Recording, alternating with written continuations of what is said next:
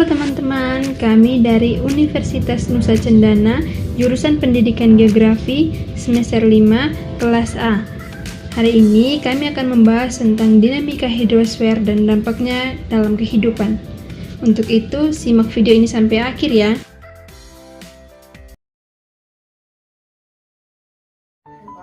Kita tahu bahwa 71% permukaan bumi kita ini terdiri dari air.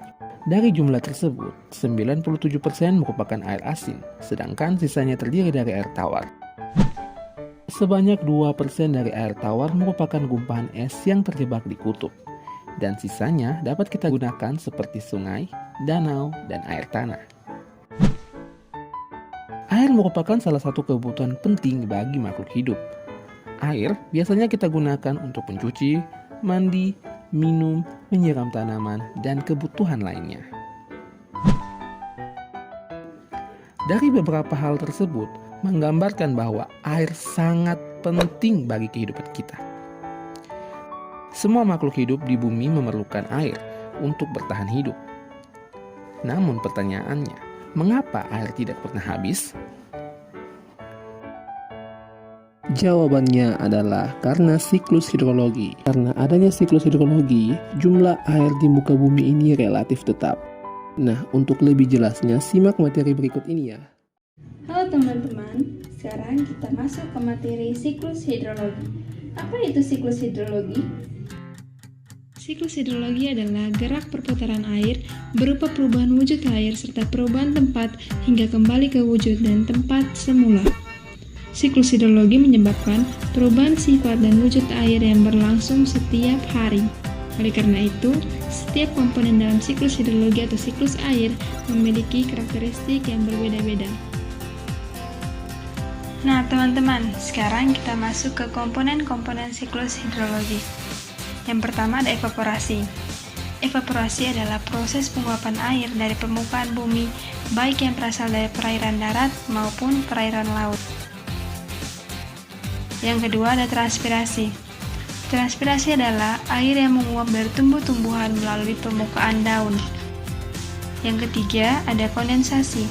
Kondensasi yaitu siklus air yang terjadi saat pembentukan awan. Yang berikut ada presipitasi. Presipitasi adalah proses turunnya titik-titik air dari awan karena sudah mencapai titik jenuh, atau yang biasa kita sebut dengan istilah hujan. Yang kelima ada intersepsi. Intersepsi adalah air hujan yang tertahan pada daun dan batang tumbuh-tumbuhan. Yang berikut ada infiltrasi. Infiltrasi adalah proses air hujan yang berasal dari permukaan tanah meresap ke dalam tanah melalui pori-pori tanah. Yang berikut ada perkolasi. Perkolasi adalah air tanah yang meresap secara vertikal maupun horizontal menuju garis muka air tanah. Yang terakhir ada aliran permukaan atau runoff. Runoff ini adalah air hujan yang tidak dapat meresap ke dalam tanah sehingga mengalir di atas permukaan tanah.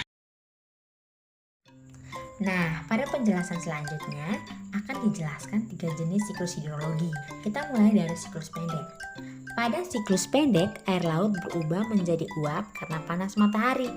Kemudian terjadi kondensasi membentuk awan dan turun sebagai hujan di permukaan laut.